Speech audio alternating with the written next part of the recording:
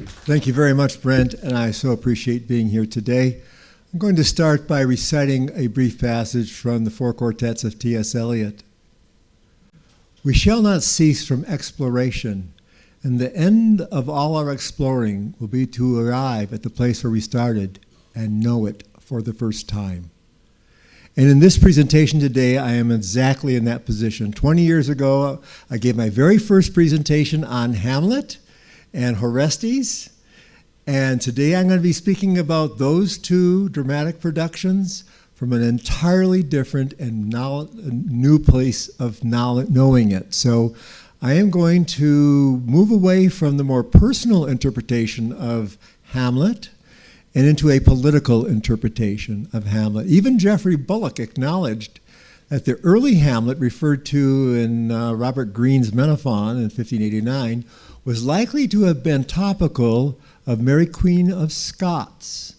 And a handful of scholars over the last 200 years have taken a look at that, but you will never find any references to this sort of argument in a standard edition of Hamlet. Perhaps you'll find some commentaries in the Variorum edition, the last of which was published 100 years ago.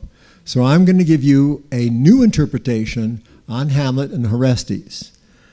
Okay. So the first thing I want to point out is there's a rather miraculous nature of my presentation. I would not be here today were it not for the survival of three one-off texts. One edition of Horestes existed in the world from the 1567 original edition that was published in 1567 and performed at court during that season of the holidays, along with the tragedy of the King of Scotland. Number two was Robert Greene's Menaphon.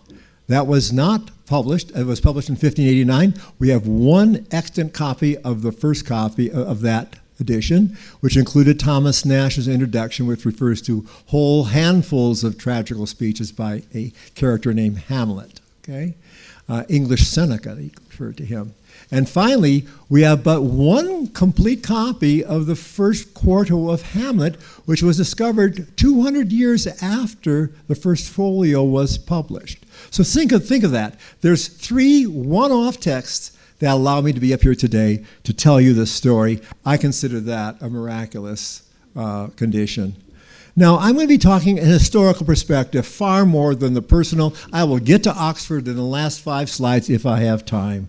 Okay, so in my dramatis personae, in my historical representation here, I want you to think of Mary Queen of Scots as a stand-in for Gertrude, and that her husband, Lord Darnley, the King of Scotland, would be the stand-in for King Hamlet, and that her third husband, the Earl of Bothwell, James Hepburn, was actually the evil one, the Claudius one, who murders her husband and then marries her afterwards. And then there's the other ancillary characters that will be part of the story, including David Rizzio, Mary's secretary, who was in the same role as Polonius Corambus, who was assassinated in her quarters and then thrown into a stairwell, hugger-mugger, just like Polonius or Corambus, depending on which quarto you're referring to. And then there's James Stuart, who's the royal bastard half-brother,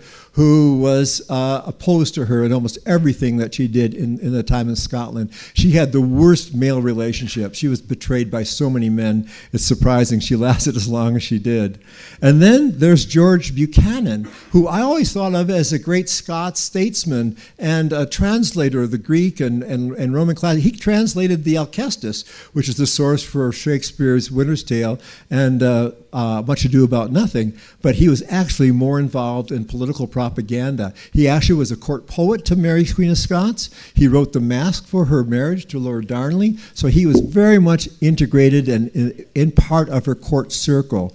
But he betrayed her in the end and wrote all sorts of things that were collected in a dossier to attack her as being guilty for the collusion and the plot against Lord Darnley, her husband, the so-called King of Scotland. And then, of course, behind it all, William Cecil plotting from a great distance the downfall of Mary Queen of Scots. Now, Mary Queen of Scots, just to be very brief about her, tall, beautiful, brilliant. She was almost 6 feet tall. Darnley was 6'1", so they were towering above the people around them, okay? They were awesomely good-looking people. She was brilliant. She spoke Scots, Latin, English, French, Spanish, Italian, Greek.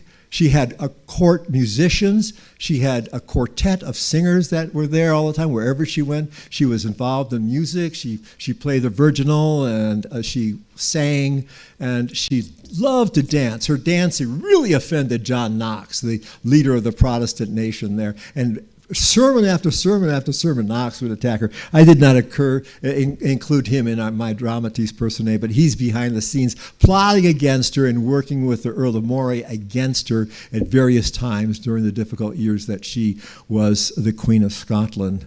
So that's Mary. Here's a portrait of Lord Darnley. Darnley was the son of the Earl of Lennox and Margaret Lennox, who were Catholic, okay? So that made him somewhat more appealing to Mary, Queen of Scots. Mary was born in Scotland. Her father died when she was 5 days old. She became Queen of Scotland within 1 month of her age. Her mother, Mary Guise, served as her protector for the first 6 years of her life. Henry VIII wanted Mary to be betrothed to Edward, okay, to his son, but they refused. The Scots refused. They didn't want an alliance with England, and then that's when you have what's called the rough wooing, where England invaded Scotland during that time. I mean, the marriage negotiations were coupled with some minor warfare and skirmishes on the borderlands. And so an alignment was made with the French crown, that she was engaged to Francis, the 5-year-old Dauphin of France. Okay, so she moves to France at the age of 6 and returns to Scotland only at the age of 19. So she's raised up in the French court, surrounded by French Catholics, enriched by the entire French court scene, and then goes back to Scotland to a slightly different cultural phenomenon. She was actually quite like Elizabeth in trying to create a negotiated relationship between the conflicted Catholic and Protestants. And she appointed a number of Protestants to her privy council, much to the dismay of the Catholics around her. So she really was trying to do the right thing. She fell in love with Darnley. He was tall. He was, however, he was very good at sports. She loved to ride. They would go hunting together, and their courtship lasted 6 months. I mean, she immediately fell in love with him. But he was a narcissist and a very difficult person once he got into power. After they were married, he refused to go to the Catholic Mass after their marriage, which was really a humiliation for her. On the same day that they married, he's a practicing Catholic. He didn't take it seriously. He wanted to get the crown matrimonial from her. And for the next year and a half, he would beg her to give him the crown matrimonial, which would mean that if she died without a child, that he would become King of Scotland. Otherwise, if she dies, he's gone too, okay? So she refused him that, which caused him anger. He had a huge ego. And they were constantly at war with each other over these kind of things. Now, here's a memorial piece looking at Lord Darnley. He was made much more famous in death than he was in life, like Philip Sidney. You know, he was a fairly minor, troublesome character in his lifetime, but in death, they could elevate him to be a hero, assassinated by the queen and her lover, and you know, completely exonerated from any of the terrible things that he was doing. He was plotting to have Mary captured and imprisoned, and you know, steal King James, who was just an infant at that time. It was James was only 6 months old when all this went down. Okay, so here's David Rizzio. Now, the trouble really started when Rizzio joined her court. He was a singer. He was the fourth singer in a quartet of singers, but he ingratiated himself to her. He was Italian. He was a lovely young man, very wealthy apparently. She must have given him huge gifts. But he became Darnley was incredibly jealous of Rizzio. In fact, Darnley and Rizzio had been found in bed together, okay? So Rizzio was probably bisexual and had been with Darnley and then been with Elizabeth also. I mean, with Mary Queen of Scots as well. Darnley would find Rizzio in her chambers at 2 a.m. hiding in a closet, okay, when he would come in there. So he really was insanely jealous, and the other Scots noblemen did not like Rizzio. He was Italian. He had no right to be her primary counselor. He was kind of running the court, and so they arranged to have him assassinated. So these these Scottish nobles rushed into her bedchamber and grabbed Rizzio, and she was screaming and pulled him into the next room. 58 times they stabbed Rizzio. 58 times, and then threw him into the stairwell, just like Polonius Karamas gets thrown into the stairwell. There's something similar about that, the fate of these counselors, that might be embedded in Hamlet. I can't say that for sure, but he is an interesting character, and that was the beginning of all the troubles for her, because she was alienated from Darnley at that point. They tried to pull it together. They went on some hunting trips together, but their plotting against each other continued. Now, there's an image of the assassination, well-known assassination. There's Mary trying to save Rizzio. They actually pointed loaded guns at her. She was 6 months pregnant with James at the time this occurred. So it's a huge soap opera going on here in the Scottish court during this time. Then this is the Earl of Bothwell, James Hepburn. Okay, now Hepburn was a kind of a rising star. He was the sheriff of Edinburgh and the admiral of the Scottish Navy, and she gave him much credit and all that. But he protected her in that time immediately after the Rizzio assassination. So she aligned himself with him and was pushed Darnley away, and they were alienated from each other, Darnley and the Queen, during that time. But when Darnley was assassinated, and here's where the true gunpowder plot was all about, the Scottish noblemen had agreed that they had to get rid of Darnley, okay, and they colluded with Bothwell and his colleagues, and then at Kirko something, a recovery home near Edinburgh Castle where Darnley was living, recovering from a terrible disease that he broke out. So he broke out in this horrible disease. Whether that disease was smallpox, secondary syphilis, or a result of poisoning is not known, but he was recovering from a very severe scaling outbreak, which might remind you of what happens to Hamlet when he gets the poison. He breaks out in a horrible rash all over his whole body. So that may be an association that you could think about as being indicative of a relationship there. But Bothwell was a military man and chivalric in important ways. He even volunteered to one-on-one combat with the Scottish lords when they were rebelling against her. And of course, they refused to fight him that way. And then he ran off to Norway and got arrested there. So that's the Earl of Bothwell.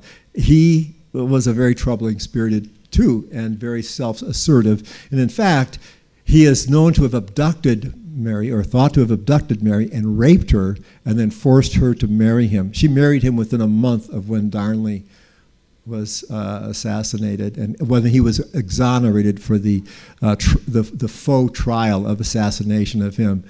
This is a portrait of the Earl of Moray, the Queen's half-brother, who colluded against her. When she married Darnley, he brought the Scottish lords against her. There was the chase about raids, and he was banished to England. Then he came back, and all these sort of things transpired. And during the Darnley-Bothwell crisis that was occurring, he was plotting against Mary Queen of Scots, and he was the one who brought incriminating letters.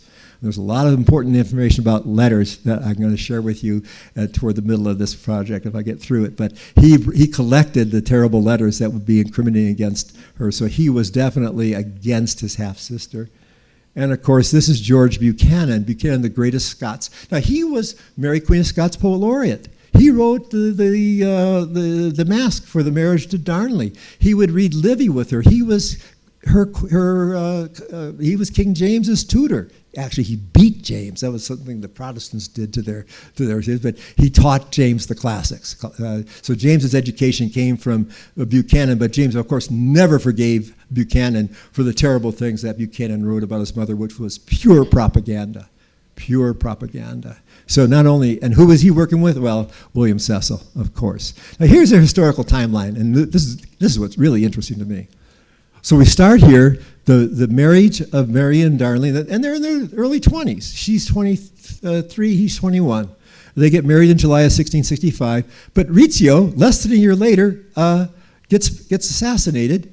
Everything goes south in their relationship. Then, a few months, less than a year later, you have the assassination of Darnley. Then they have a false trial to just make it up, because the Scots lords are not going to convict Bothwell of killing Darnley. They don't want to have any responsibility, because he knows how much they're involved in it, and after all, he is the sheriff. So they exonerated him, and then he marries Mary 1 month later, during that time after he rapes and impregnates her, actually, and forces the marriage. And here's that 1 month thing. You heard in Act 1 of Hamlet last night. 3 times Hamlet says, but 1 month, but 1 month, 3 times. Anytime Hamlet says something 3 times, you know that's it. Maybe this is the 1 month between the exoneration of Bothwell and the marriage to Mary. No, the very short marriage. I don't think it's about the Earl of Oxford's mother. I think it's about Mary Queen of Scots and her marriage to Bothwell, that he's so disturbed by that, because I believe this is the political story that's really behind it. Well, within a month of that, there's finally the Scots lords who are aligned against her, the Confederate lords, and those loyal to her, the Catholics, finally meet for a big battle at Carberry Hill. It's a standoff. Gradually, her troops desert her. Bothwell runs to the coast, gets in his ships, goes to the Orkney Islands. They pursue him, and he ends up running to Norway, where he's quickly arrested by Eric Rosencrantz, okay, and spends the next 10 years of his life in prison in Norway and Denmark. And so then that's it. Well, Mary is brought down off the hill, taken through Edinburgh, jeered. She's terrible. They've been conspiring. They've been passing ballads and all sorts of political propaganda about her being guilty of the murder of her husband and then marrying his killer and all this sort of stuff. And then she's forced to abdicate within a month after she has a miscarriage of twins by which she was pregnant with Bothwell.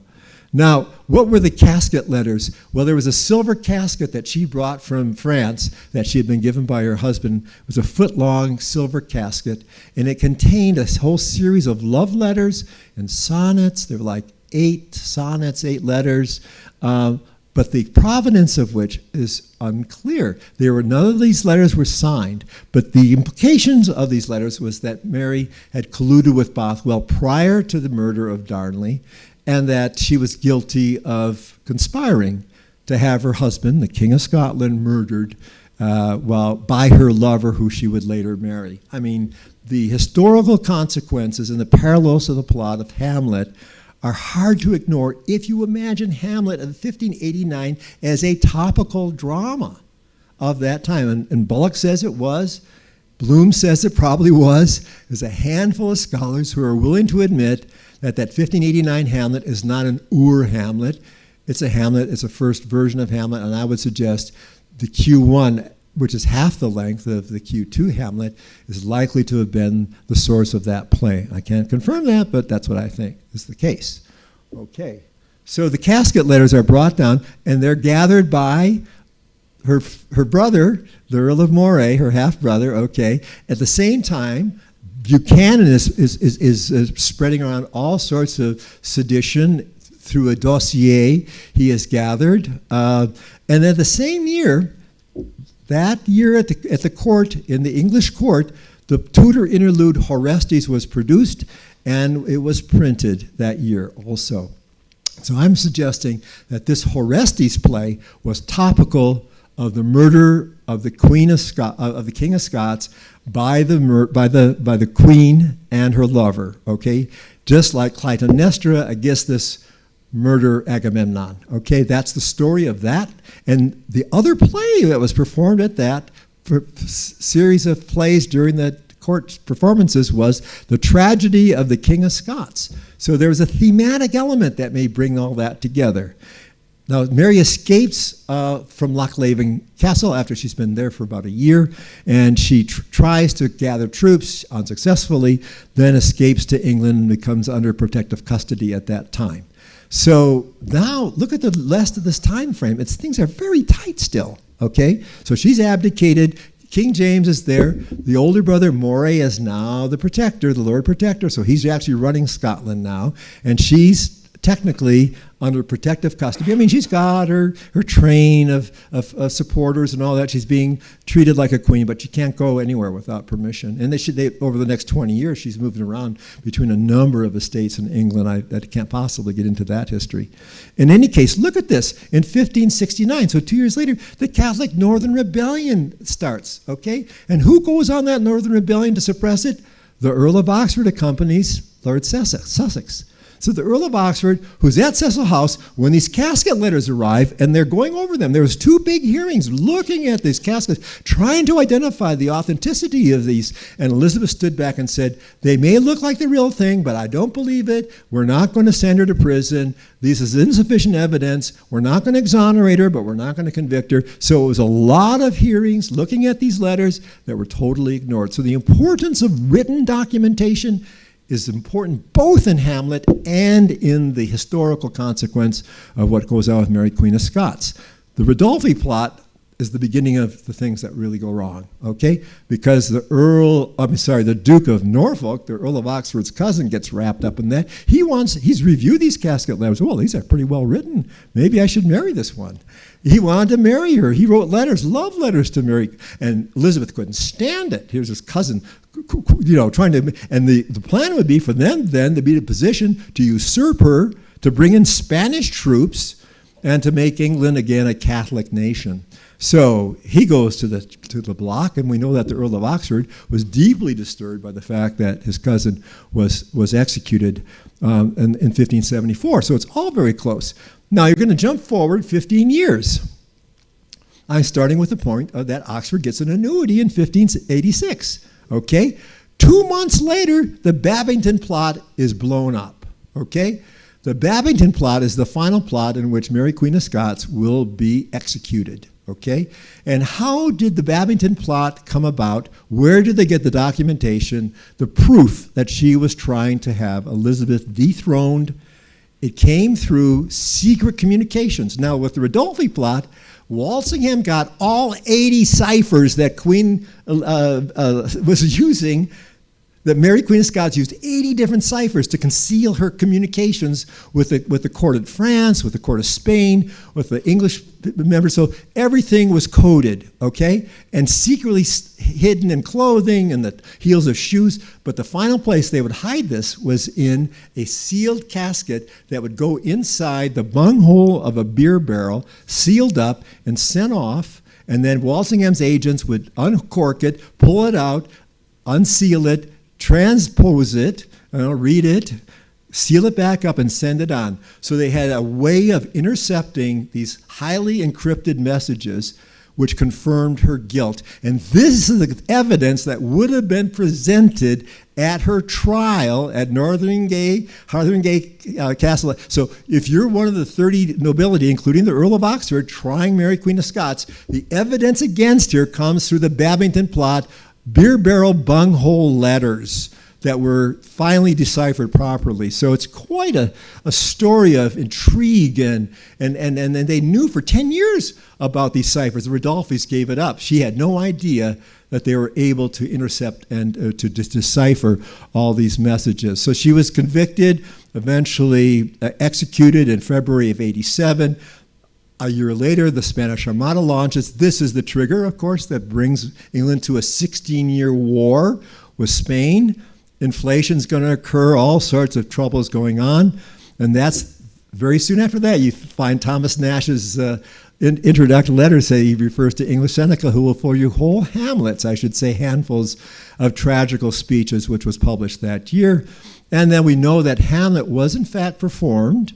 We have evidence for it, documentary evidence, in 1593, 94, and 96, all of which precedes by at least 8 to 10 years what most people think was required for Shakespeare's Hamlet to have been written. They make up stories that was just a reproduction of the Hamlet Thomas Kidd wrote. It's all baloney. None of that is proof. They have no documentary proof of that.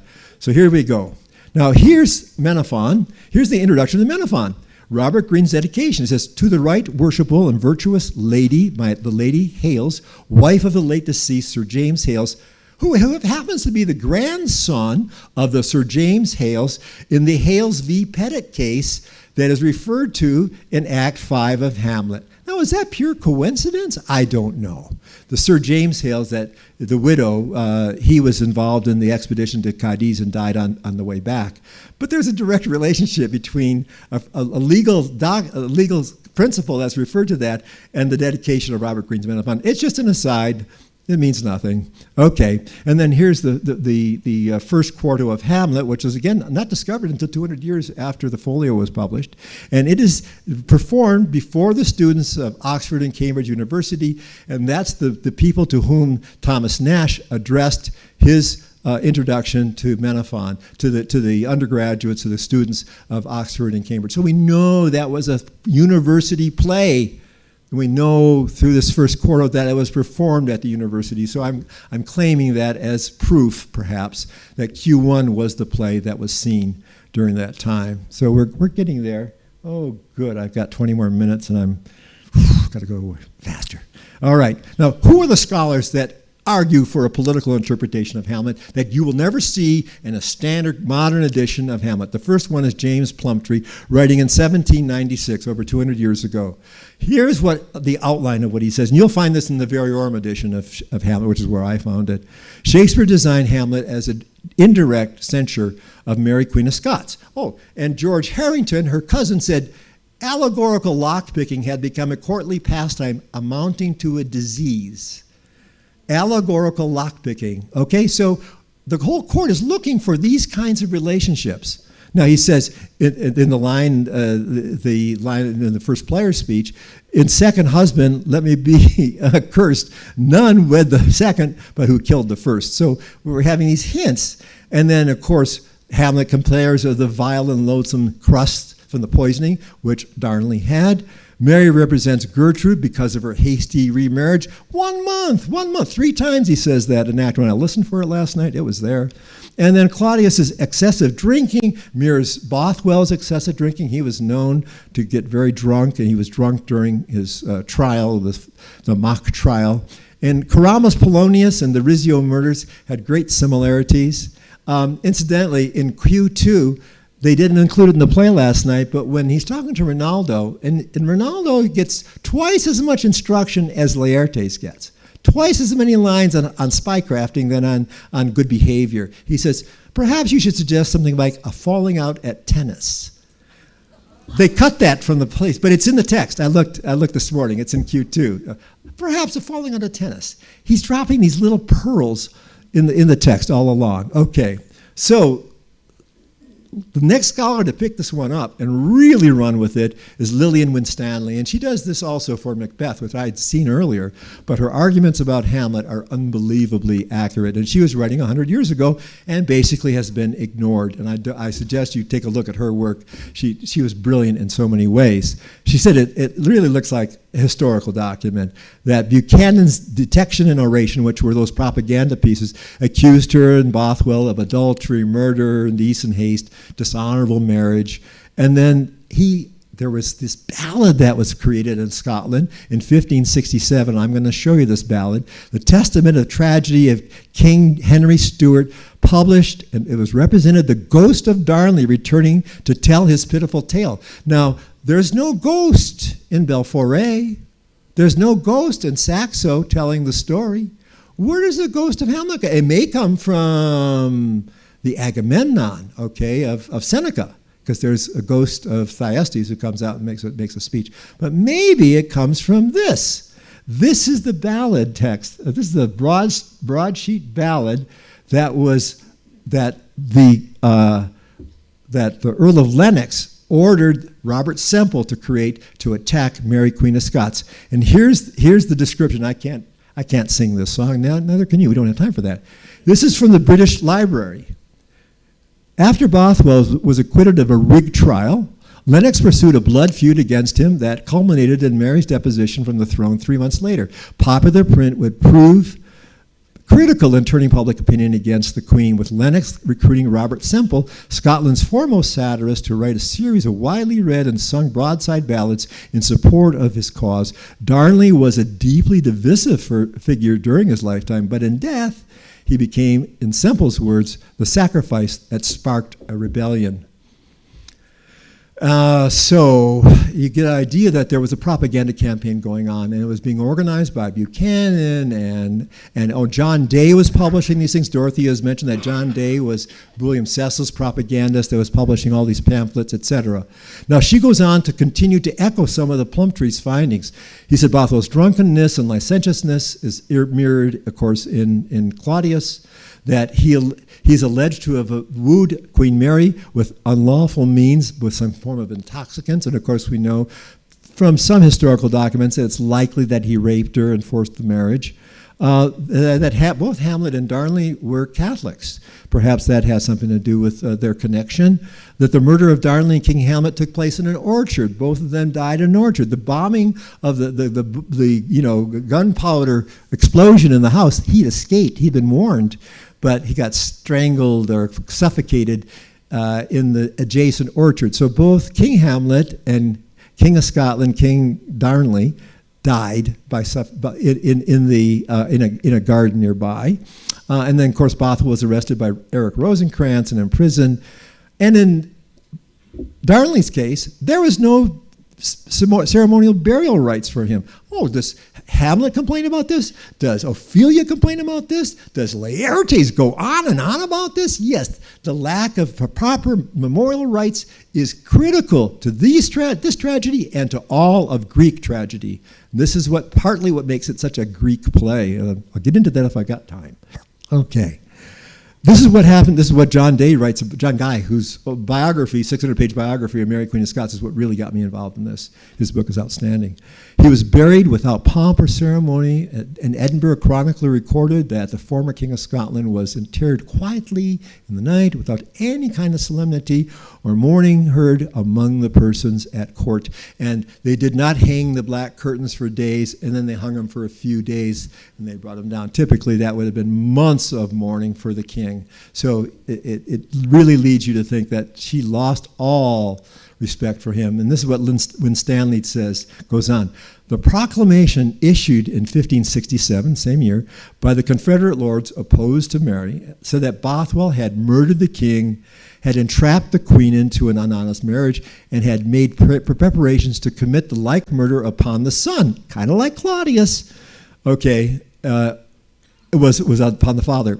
At the Battle of Carberry Hill, the Confederate lords had as their standard their favorite picture of the murdered man and the infant prince kneeling by his side of the corpse and demanding vengeance. So David Bevington is a later 20th century scholar who picked up Winstanley's arguments and carries it forward a little bit further. All right, I still got some time. Good. King James' mother, Mary, had been deeply involved, according to Bevington, he believed the historical documents that he was involved in the scandal of James's father's death, marrying Bothwell, the supported murderer of Darnley. Bothwell was a heavy drinker. He's echoing all the things that Lillian Winstanley says. So there's nothing really fresh about what David, but to get his imprimatur, University of Chicago professor David Bevington, he's a big deal for him to be saying this, but nobody else is picking it up and putting it into editions of Hamlet.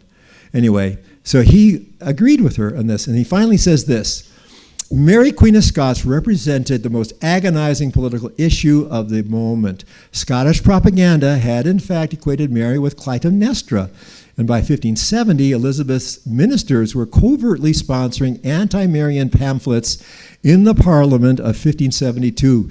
Richard Gallys compared Mary to Clytemnestra as a killer of her husband and an adulterer. And Eddie Jolly, whose work inspired me to take this one on, in her early article in 1999, of course she's written on the first two quartos of Hamlet, more recently on the French Connection, and she is just a scholar of preeminent knowledge in this regard. Hamlet is a highly topical play, politically aware, reflecting sensitively on the dilemma of taking a sovereign's life, for it was a central dilemma of Elizabeth's reign from 1568 to Mary's execution in 1587. With Belforest, the translator of Histoire Tragique, publishing the translation of Shakespeare's source in Hamlet at the same time that he attacks Burleigh in another book, because he's French opposing the English and Scots Protestants, one that forcefully defends the Queen of Scots. Could Hamlet be part of this propaganda war? And I'm saying yes, Hamlet is part of the propaganda war. Now, here's the pearl I have for you. It's the one new thing I can add to what Winstanley and Bevington and Plumtree have said. Now, we know how important letters are in many of Shakespeare's plays. I'm not mentioning the letter that Claudius wrote, the criminating letter to get Hamlet executed without any delay when he gets to England, which Hamlet intercepts and then shows to Horatio later to prove his guilt. He's got his guilt because the ghost tells him that, the play tells him that, and the final confirmation is the letter that he wrote. So the letter is important. Now, in the historical consequence, we talked about those casket letters being very important, okay, to incriminate Mary Queen of Scots. But more importantly, for her final trial and execution in the Bevington plot, it was those letters slipped through the beer barrel bunghole that were transcribed over a long period of time that proved her guilt and resulted in her conviction and then a subsequent execution. So letters are important. Now in Hamlet, what about Hamlet? Well, just Hamlet's letters alone. The love letters to Ophelia proved that he actually had sincere, loving relationships with her. His report of the conspiracy and piracy to Horatio, that's an important another letter. His letter to the king saying he was set naked. Of course, and that was true of the Earl of Oxford. He was set naked on the course, had a shirt, of course. And then the Rosencrantz and Guildenstern letters that he forged to convict them. So letters are important in the development and in the dramatic development of these cases. And here's what John Guy says about Mary Queen of Scots. At the height, this is the pearl.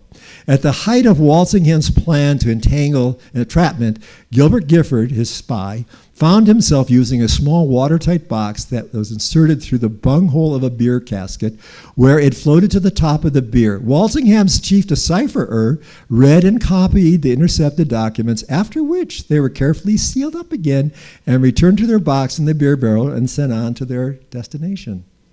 Now, how does that tie in with Hamlet? It does. In scene 5, and it was true last night, they did have to cut a little bit from these series of lines. When Hamlet is holding up the skull of Yorick, he's waxing on about what do we become in our lives, you know? Do you think Alexander, he's referring to Alexander the Great, looked like this after his death? It smelled like this? You know, he says, to what base use may we return, Horatio? Why may not imagination trace the noble dust of Alexander till it find it stopping a bunghole? Alexander died. Alexander was buried. Alexander returneth to dust, the dust to loam. Whereof he was converted to what might they not stop a beer barrel. Okay? So why would Shakespeare put in this? Am I running out of time? 5 minutes. Oh, go away. Go away. I'm only halfway through the story. Okay, so you're going to have to read my paper when I eventually write it, because it will cover the idea that Hamlet is a classical play based on the Oresteia of Euripides and Aeschylus, which is what I spoke on 20 years ago. And now the literary sources of Hamlet you will flash by. Yes, the Greeks were important. Royal assassination, adultery, ghostly visitation, all that. I'm going to bring you right down to that final scene. Oh, look at all this good stuff I had for you. If the committee had just given me half a chance to give a presentation. Anyway, Gilbert Murray, Elizabeth Schleiner, others have proven the fact that Hamlet was powerfully impacted by Greek tragedy, and particularly the Oresteia and the Orestes tragedy of Euripides. And I'm going to keep going through this because I got 5 minutes to get down to the part about Oxford. Okay, now Oxford was a student at Gray's Inn. He would have seen the Tudor interlude Horestes, which does the same thing. It talks about the assassination of Agamemnon and how Clytemnestra and Aeschylus are murdered by the son who comes back to reclaim the throne. So the parallels of the basic plot are there. And I can't possibly have wasted so much time giving you this historical background. I regret it. And I'm going to go right down here to the very end, where the Tudor classical interlude were political. And David Bevington says, yeah, Horestes would have been political of the Mary Queen of Scots crisis. So he sees it both in Hamlet and in Horestes, which was 20 years earlier. Not only Bevington sees this, but John Kerrigan sees this as a similar thing. And Marie Axton, another scholar, sees that Horestes was an interlude performed in 1567 that had everything to do with the execution of Mary Queen of Scots and the trial about that. Okay, so what about the Earl of Oxford? And I can do this in 1 minute, okay? Last night in the play, I loved it, that Ophelia coming out in her insane state was wearing a crownet, they call it a crownet of weeds. Well, a crownet is a coronet, it's an abbreviation of coronet, and the Countess of Oxford's crown was a coronet. So there's an identification of Ophelia with Anne Cecil, who died in 1588. Could this play possibly be written partly in his grief over the death of his wife and the torture that she had to go through the course of their marriage, through the ups and downs of their marriage? I'm not saying it's true, but the coronet certainly looks very much like that, okay? So you got the pirate encounter, the nakedness, you got Francis and Horatio Vera's friends, okay, and all that. All right, so here's one thing. I'm going to say that Alan Nelson, I can quote Alan Nelson. In 1585, letters from Penthorne to Edward Seymour said, "It is said that my lords of Arundel and Oxford will go to Scotland as pledges to the king." That is to say, King James will go to England to rescue his mother and bring her back to Scotland. At the same time, the Earl of Oxford will be held as a hostage in Scotland to guarantee the safety of the king. Okay, so he's very involved in this thing, this whole thing. So Oxford was living at Cecil House during the casket litter time. Oxford accompanied the Earl of Sussex during the Northern Rebellion. He was upset by the Duke of Norfolk's assassination. He would have been very disturbed by that. He was a ranking nobleman sitting on the trial, learning all about those beer barrel bunghole letters. And he was fulfilling his responsibility for the £1,000 annuity. Perhaps Hamlet, the first Hamlet, was his first dramatic attempt to pay for his privileges. So in conclusion, Hamlet is a self-consciously literate drama with many elements of Greek tragedy and remarkable resemblance between Hamlet and the Orestes dramas of Aeschylus and Euripides. That Hamlet was a Tudor and classical interlude were probably recognizably as a topical, critical, anti-Marian political allegories, and that Oxfordian interpretations of Hamlet must include political as well as personal topicality. Thank you.